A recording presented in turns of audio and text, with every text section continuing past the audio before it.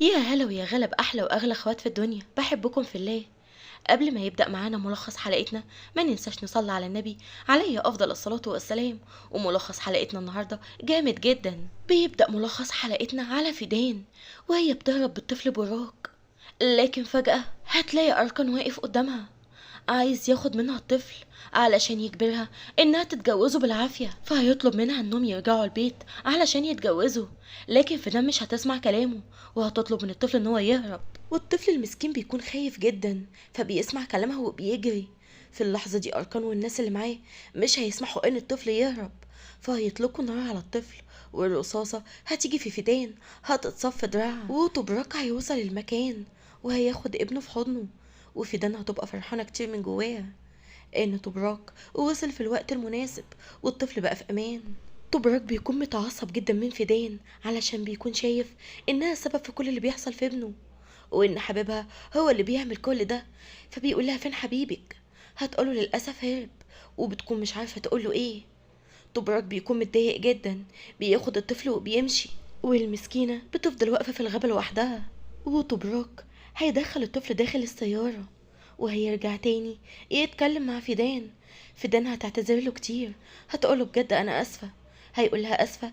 ايه الوراء اللي انتي بتقوليه ده؟ كل اللي حصل ده بسببكم انتوا، بسببك انتي وحبيبك، بسبب علاقتكم. وفي الدم ما بتكونش عارفه تقوله ايه، لكن هتقوله ما تخافش انا مش هسمح اي حاجه تحصل للطفل مهما حصل. طبراك بيكون مستغربها جدا وبيسالها انت ازاي لحد دلوقتي ما اشتكيتيش الراجل ده؟ ازاي ما بلغتيش عنه الشرطه؟ وطبعا هي بتفضل ساكته وهو بيكون مصدوم جدا انها ساكته وفاكر انها بتعمل كده علشان تحمي حبيبها.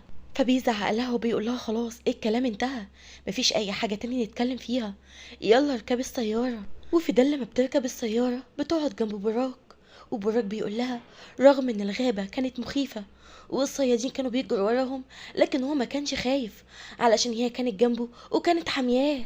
براك بينزل من السياره وفيدان وبراك بيكونوا قاعدين لوحدهم. فيدان بتكون عايزة تمشي وتسيبهم خلاص علشان ما تسبب لهمش اي مشاكل تاني، فهتقوله براك انا حبيتك كتير وعمري ما هنساك، وريحتك دي عمري ما هنساها ابدا، خلي بالك من نفسك. وبتوصي كتير انه يخلي باله من نفسه وانها بتحبه جدا. وبتنزل من السيارة بتقرب على طبراك وبتقوله بجد انا اسفة كتير وانا هشوف اي طريقة تانية علشان اسدد ديوني. وبتمشي في الغابة لوحدها وبتسيبهم، وطبراك طبعا ما بيعملش اي ردة فعل، لكن الطفل بيكون حزين جدا. بينزل من السيارة وبيجي ورا فيدان مش عايزها تمشي وتسيبه. فيدان قلبها بيتقطع هي كمان، ما بتكونش فعلا عايزة هي كمان تمشي وتسيبه، لكن بيكون غصب عنها. هتقول للطفل انا لازم امشي وتأكد ان انت هتكون في قلبي على طول، عمري ما هنساك. وبتمشي وبتسيبه والطفل بيكون حزين جدا. وطبرك بياخد ابنه بيركبوا السيارة وبيكونوا راجعين البيت، والمسكينة فيدان ماشية لوحدها في الغابة، دراعها مصاب وبتكون مش مصدقة كل اللي حصل، حاسة انها بتحلم. واهم شيء عندها دلوقتي ان الطفل في امان. وطبراك بيقول لابنه ان انا مش عايز اسمع اسمي فيدان مرة تانية لانها انسانة سيئة. وبراك بيكون زعلان كتير لانه بيحب فيدان جدا. طبراك كمان هيقول للطفل ان خلاص فيدان لا تنتمي لحياتنا، يعني مش هنشوفها مرة تانية. والطفل بيكون متأثر جدا وبيفضل حزين. بيفتح باب السيارة اثناء الاشارة ما بتكون واقفة وبيبقى غضبان جدا، ما بيكونش طايق اي شيء، كل اللي عايزه ان هو يروح لفيدان. طبراك هيجري وراه ويلحقه، هيقوله خلاص فيدان خرجت من حياتنا. هيقوله لا انا بحبها، هي اكتر انسانة بتحبني في الدنيا اكتر من اي شخص تاني، هي مش انسانة سيئة. وبيفضل الطفل المسكين يدافع عنها وانها اكتر انسانة حبته في الدنيا. طبراك بيكون مصدوم جدا، ما بيكونش عارف يقول للطفل ايه، لكن بيهديه وبيمسكه من ايده يركبوا السيارة وبيكونوا راجعين البيت. هنا المربية بتكون قلقانة جدا على الطفل، هتتصل بطبراك وهتسأله الطفل بخير؟ لقيته؟ هيقول لها لقيته وان احنا جايين البيت، فبتفرح جدا وبتحمد ربنا. في الوقت ده بيجي مشهد على المسكينة فيدان لسه موجودة في الغابة لوحدها، ما بتكونش قادرة تمشي اكتر من كده، فبتسند تحت شجرة لان دراعها مصاب وعمالة تنزف المسكينة. في الوقت ده طبراك وابنه بيكونوا وصلوا البيت. طبراك بيكون واخد باله ان ابنه حزين، هيحاول ان هو يحسن من نفسيته هيقوله حبيبي يلا انزل، الجميع اللي موجودين هنا في البيت كلهم بيحبوك وقلقانين عليك.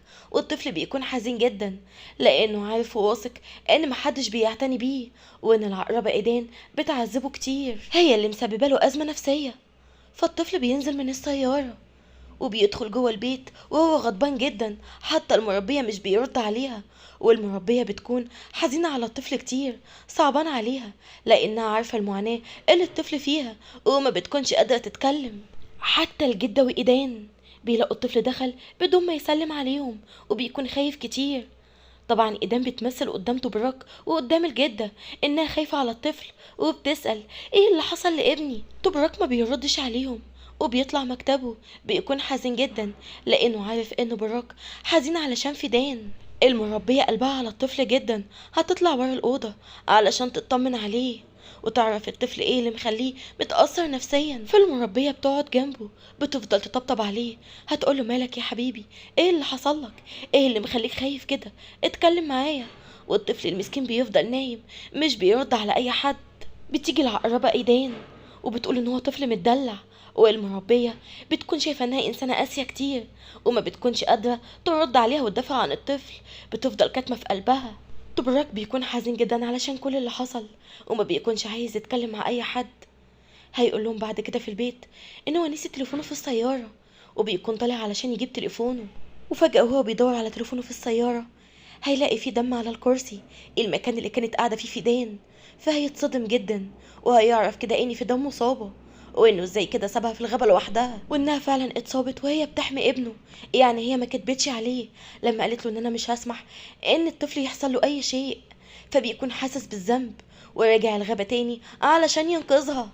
هنا العقربة ايدان بتحضر القهوة لتوبراك، فاكرة ان هو هيجيب تليفونه من السيارة وداخل البيت تاني، لكن هتتفاجئ دلوقتي من الخادمة لما تقولها ان السيد توبراك خرج بالسيارة بتاعته. فبتكون هتتجنن وبتكسر الكوباية اللي في ايديها، فبتبقى متعصبة جدا لانه مش عامل لها اي قيمة وخرج من البيت بدون حتى ما يقول لها، وهي كانت بتحضر له القهوة. توبراك قلقان جدا على فدان، مش عارف ايه اللي حصل لها وازاي هو ما خدش باله ان هي مصابة. فبيكون رايح لها البيت علشان يطمن عليها لانه بيكون متأكد انها اكيد رجعت البيت. توبراك لما يوصل البيت عند فدان مش هيلاقيها موجودة في البيت، وانها كمان ما بتردش على تليفونها، فبيقلق عليها جدا وبيركب سيارته يروح الغابة علشان يدور عليها. في الوقت ده بيجي مشهد على المسكينة فدان، بتكون في الغابة لوحدها قاعدة تحت الشجرة فاقدة الوعي، الإصابة اللي في دراعها أثرت عليها كتير، فعلشان كده بتكون تعبانة مش قادرة تتحرك. حتى الطفل المسكين نايم في أوضته مش عايز يتكلم مع أي حد.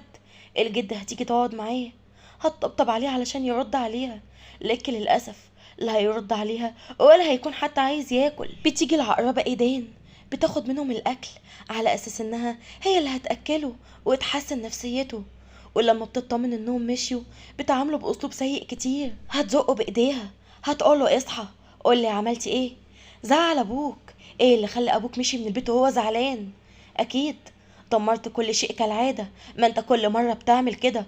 وبتفضل تزعقله كتير والطفل بيكون خايف منها جدا، بيصحى من النوم المسكين وبيبصلها وبيفضل ساكت، وهي طبعا بتفضل تزعقله، بتصغر له بعينيها وبتقوله انت بتبصلي كده ليه، ما تبصليش كده، عايز تنام نام، اعمل اللي انت عايزه. وبتسيب الاكل وبتسيب الطفل وبتمشي وبتكون قاسية كتير.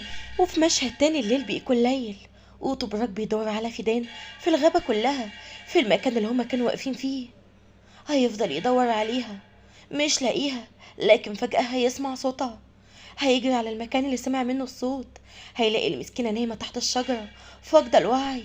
فدان وهي فاقدة الوعي بتحلم بتبراك لما كانوا عايشين سوا سعداء قبل ما يفقد الذاكرة. كانت وقتها حامل وكان جايب لها ورد جميل، كانت بتقوله ان الورد ريحته جميلة وهو كان بيقولها بكل حب ان ريحتك انت اجمل، فبتفتكر الذكريات دي وهي بتتألم. تبراك بيفضل جنبها بيحاول ان هو يفوقها، المسكينة بتكون تعبانة جدا، الإصابة بتكون أثرت عليها. تبراك هيشيلها هيدخلها جوه السيارة وهيتصل بالدكتور هيحكي له كل اللي حصل، والدكتور هيقوله محتاجة دلوقتي انها تطهر الجرح علشان الجرح ما يحصلوش عدوى. فالدكتور هيقوله تعالى لي بيها حالا، لكن فجأة طبرق وهو ماشي بالسيارة الكاوتش بيتخرم، والسيارة بتقف بيه في نص الغابة، فما بيكونش عارف يعمل ايه. وبيقول للدكتور ان هو في مكان بعيد، والدكتور هيقوله ابعتلي موقعك. طبرق هيبعتله الموقع. بعد كده طبراق هيبص في الغابة كلها عايز يسعف فدان. هيلاقي بيت، هيروح يخبط على الناس الموجودة جوه البيت، هيلاقي البيت مفهوش أي حد. هيضطر إن هو يكسر الباب، وهياخد فدان وهيدخلوا جوه البيت علشان يسعفها لحد ما يوصل الدكتور، علشان جرحها ما يحصلوش أي عدوى. وفعلا ده اللي حصل. طبراق قدر إن هو يطهر جرح فدان علشان ما يحصلوش أي عدوى. وبيفضل قاعد جنبها، ما بيسيبهاش ولا لحظة، بيكون خايف عليها كتير، وبيكون حاسس إحساس غريب طول ما هو جنبها. الجد قلقانة جدا على الطفل مش عايز يتكلم مع أي حد ولا حتى عايز يلعب. والمربية هتقول للجدة ايه رأيك نتصل بالدكتور يجي ويطمنا على حالته. هنا الدكتور بيكون وصل عندي فدان وخرج الرصاصة من دراعها، وبيطمن طبراق دلوقتي ان حالتها ان شاء الله هتكون كويسة، وان جسمها بس ضعيف مكان الرصاصة. بعد كده الدكتور بيكون ماشي، هيلاقي ايدين بتتصل بيه علشان تقوله يجي ويكشف على الطفل، لكن هتتصدم لما الدكتور يقول لها ان هو في مكان بعيد عند السيد طبراق. السيد طبراق اتصل بيه علشان في واحدة قريبته مصابة، وهو جه وخرج الرصاصة منها. فايدان بتكون مصدومة جدا ومستنية الدكتور يجي علشان تعرف منه اللي حصل، ومين الست المصابة اللي طبراق قاعد جنبها في الكوخ. وتاني يوم في دم بتصحى من النوم، بتلاقي نفسها نايمة داخل كوخ، والجرح اللي في دراعها متطهر ومتغير عليه. فبتتفاجئ كتير وبتسأل أنا فين. هتروح عند الباب، فجأة هتلاقي طبرق داخل عليها وجايب معاه أغراض. طبرق هيكون بيطمن على حالتها وهيقول لها استريحي وأنا هشرح لك كل شيء. فبيكون قاعد معاها وحكى لها كل اللي حصل، وبيعتذر لها لأنه ما كانش عارف إنها مصابة. والمسكينة بتكون متفاجئة كتير لأنها ما كانتش حاسة بأي شيء. فبيقعدوا سوا وبيفطروا. هنا الدكتور بيكون كشف على الطفل وطمنهم ان الطفل حالته بخير، لكن هو محتاج يتغذى وياخد شوية فيتامينات. بعد كده العقربة ايدان هتتكلم مع الدكتور علشان تعرف منه باقي التفاصيل، ومين الست اللي كانت في الكوخ مع طبراق المصابة. طبعا الدكتور هيشرح لها كل شيء، والعقربة هتعمل نفسها انها قلقانة على طبراق وانها عايزة تعرف العنوان علشان لو احتاجوا اي شيء. وفعلا الدكتور بيصدقها وبيديها العنوان بتاع الكوخ اللي موجود فيه طبراق هو وفيدان. فالعقربة ايدان نواياها بتكون سيئة، وبتوصل مكان الكوخ اللي في الغابة وبتلاقي ترابيزة في الكوخ عليها فطار. فبتكون غيرانة جدا، فبتقرب اكتر من الكوخ علشان تدخل جوه الكوخ. هتلاقي الباب مكسور، فهتبص وهي مصدومة، لكن فجأة هتبص بصة غريبة جدا كأنها شافت شيء مريب، ومش عارفين هي شافت ايه، لان ملخص حلقتنا انتهى معانا. فيا ترى ايه اللي حصل، والعقربة ايدان شافت ايه؟ استنوني في ملخص الحلقة الجاية. مع السلامة، توحشوني يا احلى واغلى اخوات في الدنيا.